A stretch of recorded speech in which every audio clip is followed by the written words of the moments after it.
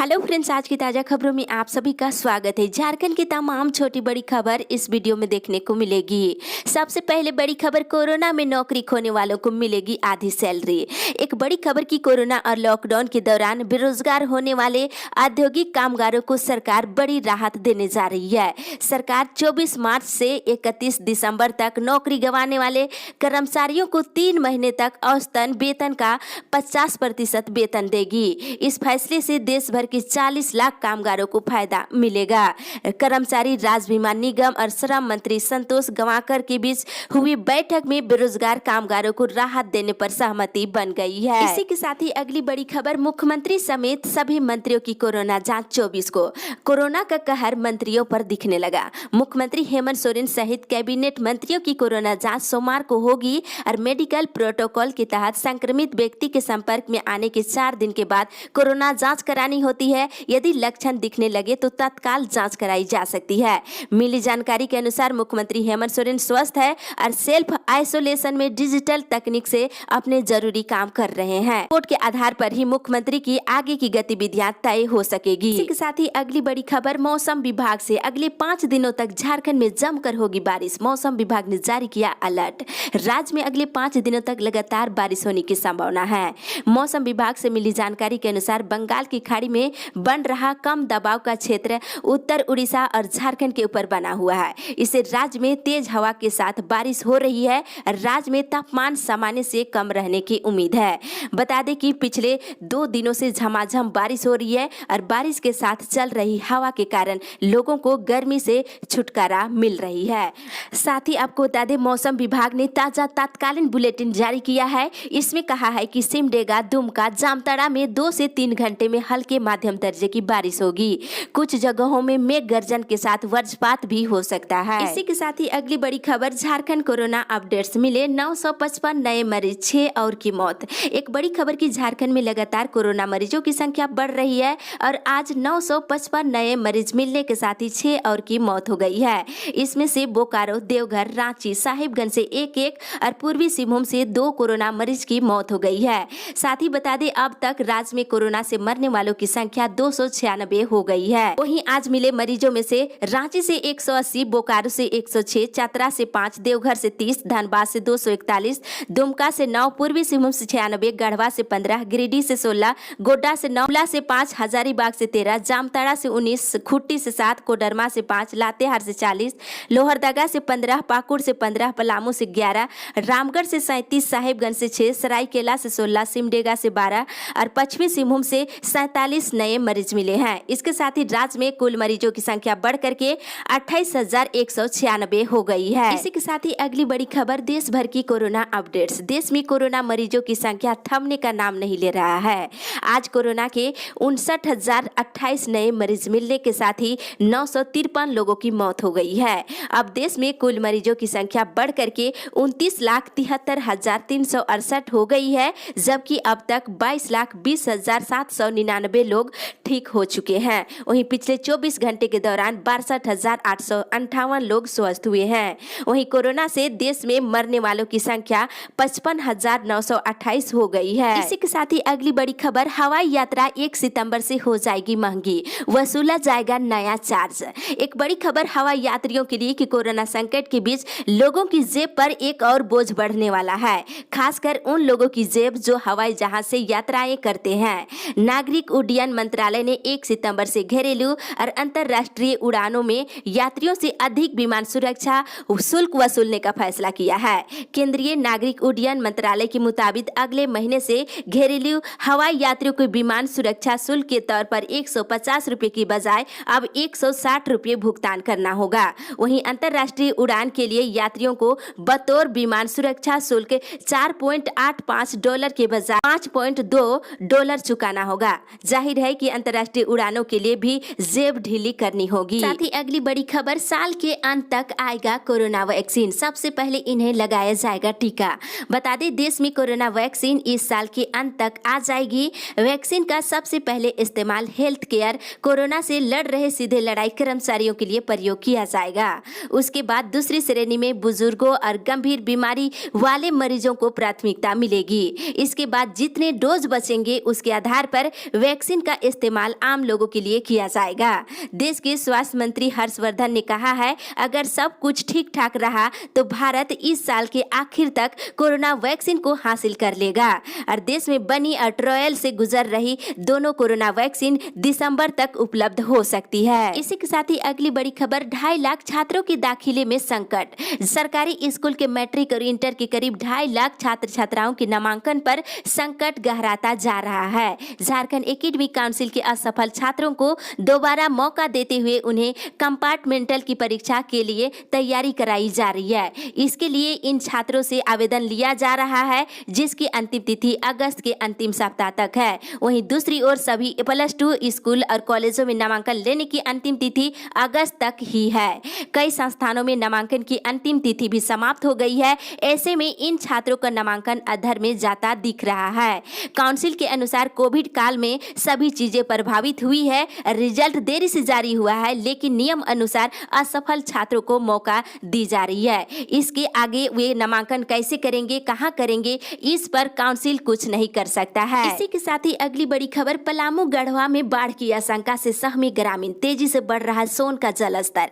लगातार कई दिनों से बारिश की वजह से झारखंड में सोन नदी का जलस्तर तेजी से बढ़ रहा है और सोन के निकटवर्ती इलाके के गाँव में लोग दहशत में जी रहे हैं। उत्तर प्रदेश और झारखंड में लगातार 4 से 5 दिनों से हो रही वर्षा के कारण सोन का जल स्तर बढ़ गया है। आसपास बसे गाँव के लोगों को डर सताने लगा है, जल्द ही सोन का पानी गाँव में और उनके घरों में घुस जाएगा। तटवर्ती इलाकों से मिली जानकारी के अनुसार पिछले 5 दिनों से इन क्षेत्रों में लगातार बारिश हो रही है। इसकी वजह से सोन का जल स्तर काफी तेजी से बढ़ रहा है, बाढ़ आने की संभावना बढ़ गई है। इसके साथ ही अगली बड़ी खबर, हाई स्कूल खोलने के लिए सर्वे 24 से 31 अगस्त तक अभिभावकों से ली जाएगी राय। राज्य के हाई स्कूल और +2 स्कूलों को खोलने के लिए 24 अगस्त से फिर से सर्वे होगा। इसके लिए सरकारी स्कूल के साथ साथ निजी विद्यालय के अभिभावकों से राय ली जाएगी। यह सर्वे 31 अगस्त तक चलाया जाएगा। इसमें अगले साल फरवरी मार्च में होने वाली मैट्रिक और इंटरमीडिएट की परीक्षा को फोकस कर अभिभावकों से राय ली जाएगी। अभिभावकों से पूछा जाएगा कि अगर 15 सितंबर से स्कूल खोल दिए जाते हैं तो क्या वे अपने बच्चों को स्कूल भेजेंगे या नहीं, या फिर संक्रमण खत्म होने के बाद ही स्कूल भेजेंगे, इस पर राय ली जाएगी। 24 अगस्त को अभिभावकों की राय के लिए वेबसाइट पर लिंक दे दिया जाएगा। इसी के साथ ही अगली बड़ी खबर, कोरोना काल में बिजली दर बढ़ाना उचित नहीं।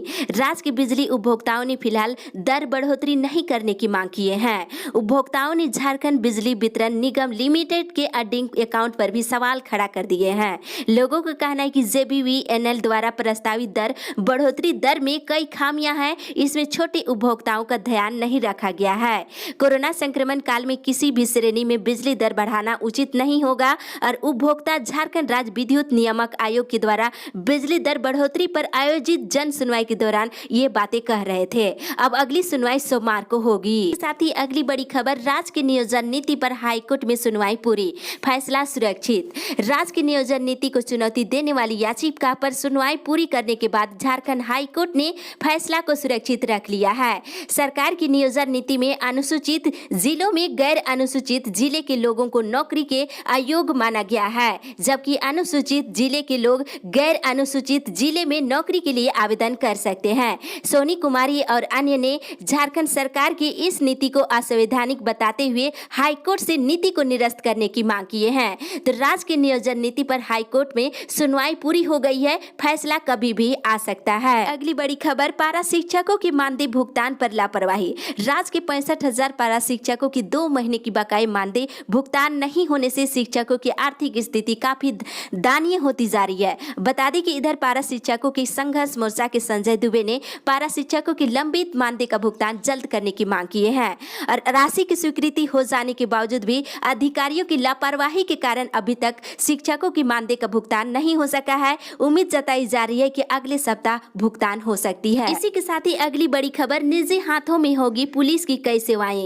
एक बड़ी खबर की पुलिस की 2 दर्जन से अधिक सेवाओं को निजी हाथों में सौंपने को लेकर के मंथन जारी है और केंद्रीय मंत्रालय ने एक बार फिर से इस मामले में सभी राज्यों के गृह विभाग और DGP से तर्क के साथ सुझाव मांगा है ताकि इस दिशा में ठोस निर्णय लिया जा सके।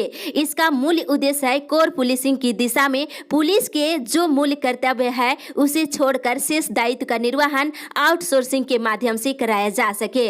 तो आउटसोर्सिंग करने पर विचार चल रही है। अगर ये नियम लागू हो जाती है तो पुलिस विभाग में खत्म हो जाएंगे 10,000 से अधिक पद। एक बड़ी खबर कहा जा सकता है कि पुलिस विभाग में आउटसोर्सिंग की व्यवस्था लागू होती है तो 10,000 से अधिक पद जो है खत्म हो जाएगी। इसी के साथ ही अगली बड़ी खबर 1932 आधारित स्थानीय नीति झारखंडियों का मौलिक अधिकार। एक बड़ी खबर की 1932 के खतियान आधारित स्थानीय नीति लागू कराने की मांग को लेकर के झारखंडी युवाओं के द्वारा कल ट्विटर अभियान चलाया गया।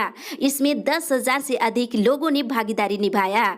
सभी ने झारखंड के मुख्यमंत्री हेमंत सोरेन के द्वारा 1985 आधारित स्थानीय नीति बदलने के लिए जो कमेटी बनाने के फैसले लिए हैं इसका स्वागत किए। साथ ही कुछ युवाओं ने मांग किया है कि कमेटी बनाने से अच्छा होता यदि स्थानीय नीति को बदलने के लिए और 1932 आधारित खतियान नीति को लागू कराने के लिए विधानसभा में चर्चा की जाती।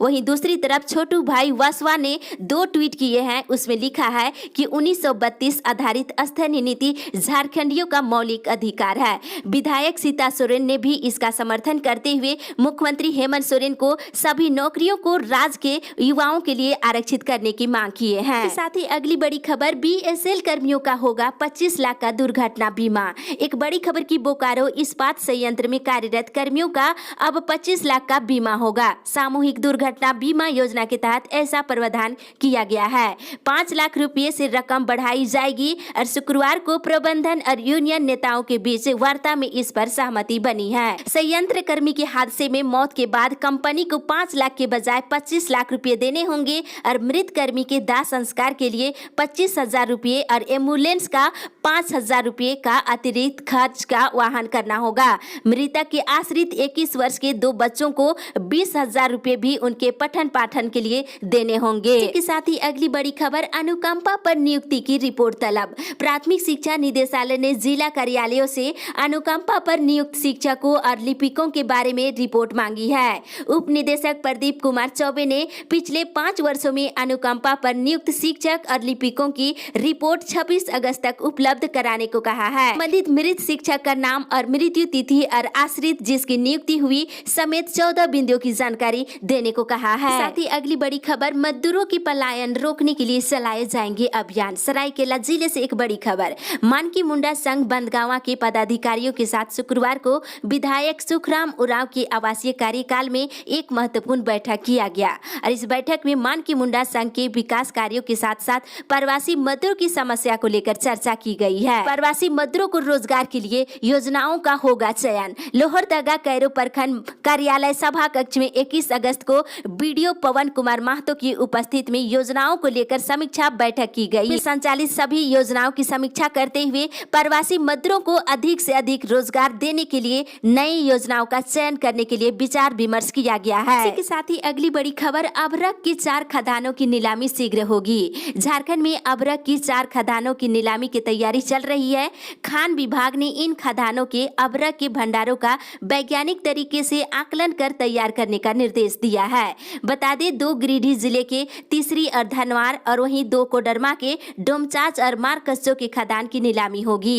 इसमें बता दें हजारों लोगों को रोजगार अप्रत्यक्ष प्रत्यक्ष रूप से मिलता है और राज्य सरकार के अगर इसमें नीलामी होने पर करोड़ों रुपये फायदा होगा। इसी के साथ ही अगली बड़ी खबर यूजीसी नेट परीक्षा 16 से 25 सितंबर के बीच होगी।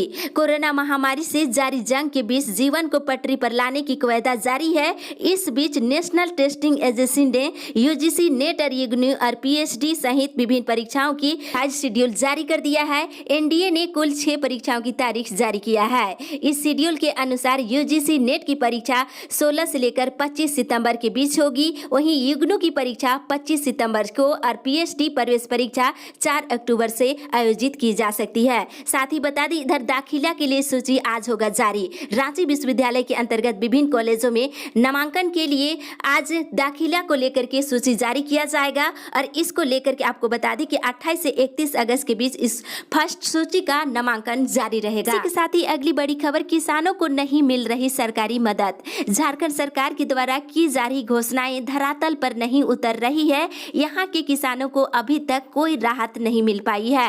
भाजपा किसान मोर्चा जिला अध्यक्ष ने कहा है सरकार द्वारा घोषणा की गई है कि किसानों की ऋण माफी के लिए 2,000 करोड़ रुपए राशि को भेज भेज दिया गया है। जब किसान पैसे के लिए बैंक गए तो बैंक के कर्मी द्वारा बताया गया है कि इस प्रकार पैसे भेजने की कोई सूचना नहीं है। साथ ही बता दें, इधर बीज उपलब्ध कराने में भी सरकार नाकाम रही है और उर्वरकों की कालाबाजारी धड़ल्लेआम जारी है। वर्ष 2018 की फसल बीमा की राशि का भुगतान अभी तक सरकार नहीं करा पाई है। इसी के साथ ही अगली बड़ी खबर, 2014 तक रिटायर कर्मियों को सेल पेंशन का लाभ। एक बड़ी खबर की बोकारो स्टील प्लांट सहित सेल के विभिन्न प्लांटों में कार्यरत कामगारों को सेल पेंशन स्कीम को लेकर ट्रस्टियों की ऑनलाइन बैठक कल किया गया। इसमें तय किया गया है कि कामगारों के लिए सेल पेंशन स्कीम का लाभ अब वैसे कामगारों को मिलेगा जो वर्ष 2014 मार्च तक रिटायर हुए हैं। आपको याद होगा कि पहले 2012 तक सेवानिवृत्त होने वाले कामगारों को सेल पेंशन स्कीम का लाभ मिल रहा था,